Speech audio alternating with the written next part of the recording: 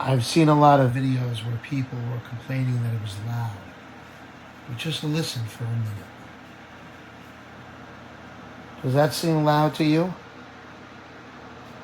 I think it has to do with the way people install it. If you just bring the window down and bring the, and just bring the other piece up and not use the foam like you see on the bottom, because I have the flaps going, I have the foam going on the top and the bottom, and I also have it corked in on both sides.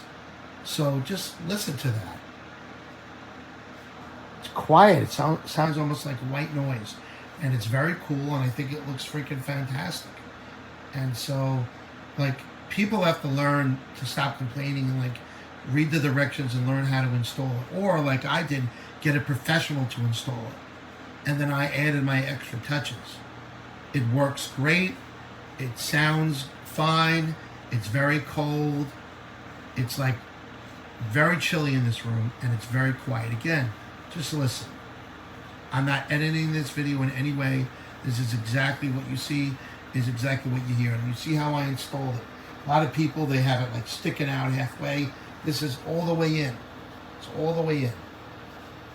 So you see, it's all the way in there. It's not going anywhere. It's corked on the top. On the top, it's corked on the top. Bottom, both sides.